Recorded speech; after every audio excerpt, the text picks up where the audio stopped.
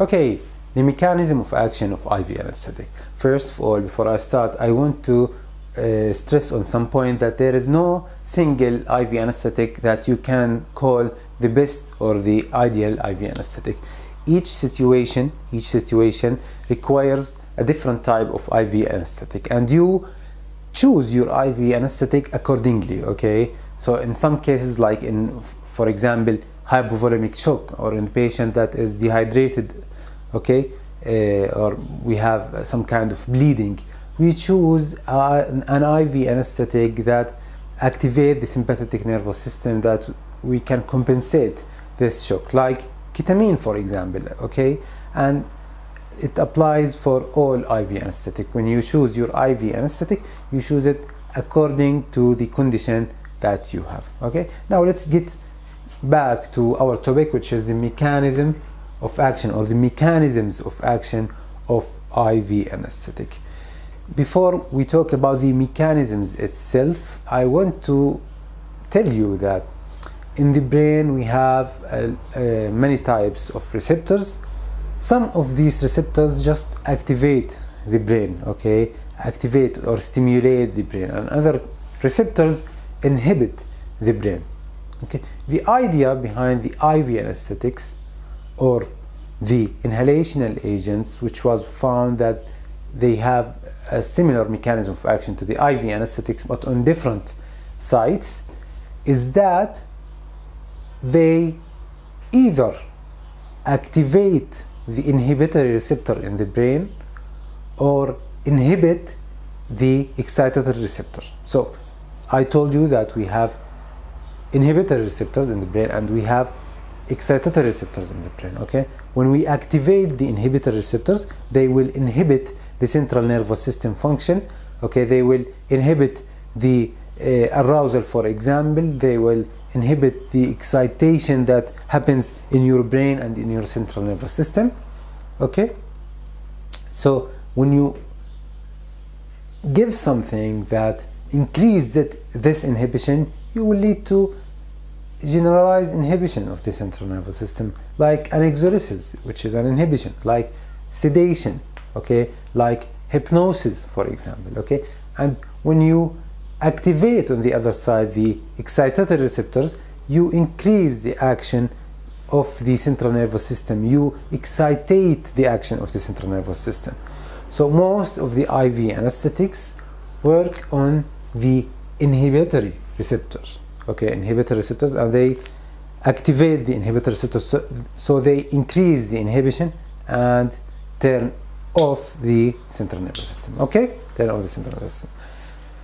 Okay, so let's assume that this is a human brain, and let's take a cross section of the cerebral cortex, for example. This is a membrane. Okay, as you know, most of cells have are negatively charged inside and positively charged outside. Okay, and when we want to activate human tissue, most of the times we want to get the positive charges into the cells through some ion gated channels or ligand gated channels, etc. Okay, so when we make the positive charges enter into the cells or intracellularly, okay, and you increase the positive charges, you create what we call the action potential. Okay, and there will be some kind of excitation. Okay, so this is depolarization. Okay, when you activate or get the positive charges into the cells. The opposite, when you make the negative charges outside the cells get into the cell and make it more negatively charged inside, you do the opposite of the depolarization, which is the hyperpolarization. And this is the idea behind most of the inhibitory receptors, and the most famous example of the inhibitory receptors in the central nervous system is the GABA receptors, Okay, so this is the a lipid by membrane, okay, in the central nervous system tissue, for example from the brain, okay, and invaginated into this lipid bilayer the GABA receptor. This is the GABA receptor. The GABA receptor is constituted from five subunits. Okay, there are actually many types of GABA receptors, but this one has 5 subunits: 2 alpha, 2 beta, and 1 gamma. Okay, so when you activate in a natural status, when the GABA molecule, GABA aminobutyric acid molecule, go into or on the surface of this receptor, it will get the chloride, which is the negative charge here, into the GABA receptor through the channel, and it will enter from the outside, from the extracellular side of this membrane into the intracellular side of this membrane.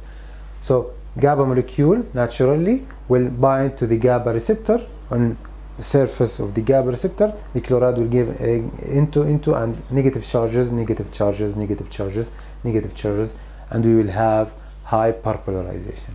If we give something that either make more GABA receptors bind to the more GABA molecules, binds to the GABA receptor, okay, or make the GABA molecule bind to the receptor at much longer time, increase the duration of binding of the GABA molecule to the GABA receptor, we will increase the negative charges that enter into the cell, and we will make more hyperpolarization, and this will make the central nervous system asleep.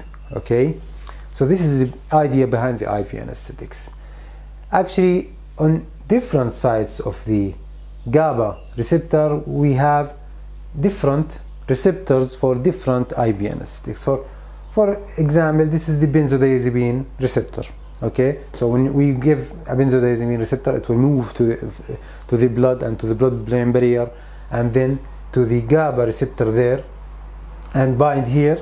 Okay, and benzodiazepine bind here, and the action of benzodiazepine is to increase the frequency of binding of the GABA molecule. So when the benzodiazepine like midazolam binds here, okay, there will be more GABA molecules binding with the GABA receptor, more and more and more, more chloride channels, more inhibition, and the general anesthesia status, or the contents of general anesthesia. So if, for example, 20% of the GABA receptors, okay, occupied by the benzodiazepine, we will have anxiolysis.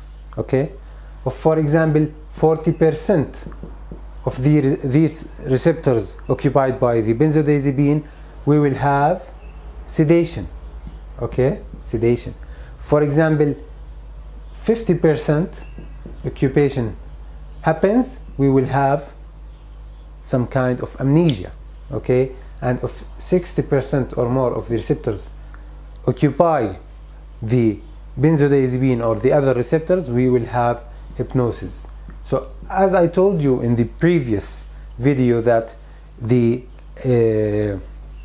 anesthesia through the IV anesthetics is a spectrum of action that starts with the anxiolysis and moves passing the sedation into the hypnosis eventually. And actually benzodiazepine is special in the aspect that the benzodiazepine had what we call the ceiling effect. And the ceiling effect means that there are ceiling number of modulation that can happen to this receptor. Beyond this modulation, the receptor can't be modulated. Okay, and this is the maximum action of the benzodiazepine on the central nervous system, okay, and the central nervous system. So the benzodiazepine has a ceiling effect. Now let's move to the other IV anesthetics, the barbiturates. Let's assume that this is the site of binding of barbiturates, and the propofol, this is the site of binding of propofol, for example. Both barbiturates and the propofol, when they bind to the GABA receptor, they increase the duration of GABA binding into the receptor, GABA molecule binding into the receptor. So I told you that benzodiazepine increases the frequency. So when you give benzodiazepine, more GABA receptors and more will bind this, and this will lead to the effect we want. Okay, but if we give barbiturates and propofol, the same GABA molecule binds here, and instead of binding for 5 minutes, for example, it will bind for 10 minutes. And this is just numbers to get you the idea. Okay, it's not an actual numbers. Okay, so this is mainly the action of barbiturates and the propofol. Actually, all these IV anesthetics work in other possible ways, okay, or mechanisms, but these are the main mechanisms of action of them. Okay. Furthermore, the barbiturates not only act on the barbiturates binding site here and increase the duration of GABA binding to the GABA molecule binding to the GABA receptor, but also it may act directly by binding on the GABA receptor, okay. It can act like a GABA molecule. Also, etomidate, which is another IV anesthetic, at high concentration may work as a GABA molecule and bind to the GABA receptor directly. Okay, so some of the IV anesthetics act only indirectly on the GABA receptor. Okay, they just bind to the binding site of these molecules and increase the GABA binding, either the frequency or the duration. Other IV anesthetics bind indirectly and increase the duration or frequency of action, and binding directly at high concentration, especially to the GABA receptor, and act as a GABA molecule even in the absence of the GABA molecule. Okay, so propofol also has anticholinergic action. It acts on the nicotinic receptor. It acts on the lipid bilayer in other different ways. I don't want to talk about it here. Okay, so this is the first thing, the activation of the inhibitory receptor. The second thing, as I told you, is the inhibition of the excitatory receptors. As we have an inhibitory receptors, we have an excitatory receptors. This is the cell membrane, the positive charges here, okay, and the negative charges here. There are some receptors, okay, that when you activate, gets the positive charges into the cells, positive, and causes depolarization. If you inhibit this process, okay, by binding to this receptor, you will cause inhibition of the central nervous system. So let's assume this is a lipid bilayer from a central nervous system tissue, from, for example, cerebral cortex, okay, and this is a famous type of excitatory receptors, which is the NAMDA. The NAMDA receptors, okay. The NAMDA receptor, when it is activated, they get the positive charges into the intracellular part, okay, positive charges, okay, and causes depolarization. Some kinds of IV anesthetics, and the famous example, the adorable drug, the ketamine, okay, can bind here, okay. When you give ketamine, it will get into the NAMDA receptor, the excitatory receptor, bind here and prevent, okay, the entry of the positive charges into the cell, and by this way it will inhibit the excitation of this tissue. So ketamine is the famous example of the IV anesthetics that work in NAMDA receptor. And actually, when I talk about ketamine, I will talk about what we call the dissociative anesthesia associated with ketamine. Ketamine activate the thalamic and the cortex and inhibit the limbic system. By this, it dissociate the thalamic and cortex system and inhibit the limbic system. Dissociation of the thalamic and cortex from the limbic system, which creates a special type of anesthesia, which is dissociative anesthesia.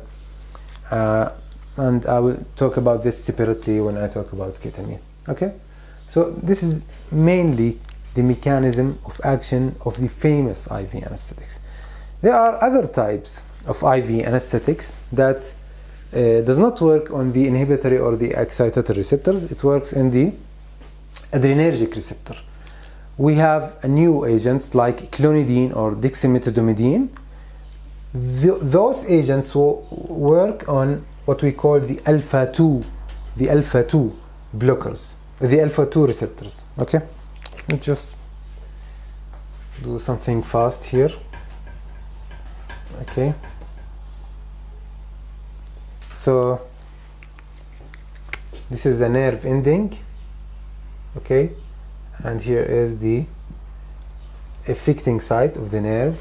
Here we have, for example, the alpha-1 receptor, the beta-1 receptor, the beta-2, the adrenergic receptors. Okay, so when neurotransmitters from this nerve ending get into this space, okay, like norepinephrine, for example, or epinephrine, okay, it will bind with the receptors of the autonomic nervous system, the alpha-1 receptor, for example, causing vasoconstriction, the beta-1 receptor, for example, causing increase in the chronotropic and inotropic effect of the heart, increasing the heart rate, increasing the contractility of the heart. Okay, this happens by binding of norepinephrine and epinephrine, dopamine, dopamine, etc. to these receptors. Okay, on the presynaptic membrane, a lot of what we call the alpha-2 receptors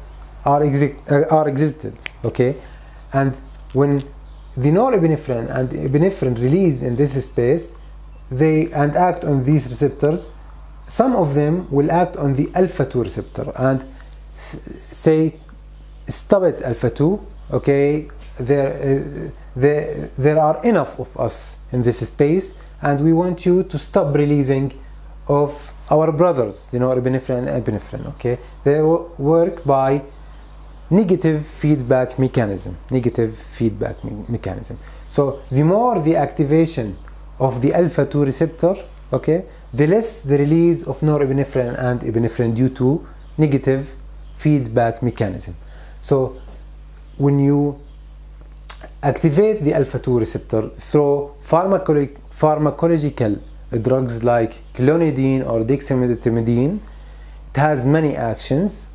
One of them is to decrease the heart rate, because simply you decrease the action on the beta-1 receptor, okay, and they will decrease the vasoconstriction or increase the vasodilation, whatever you want, through inhibition of binding of the autonomic nervous system neurotransmitters like norepinephrine and epinephrine to the alpha-1 receptor.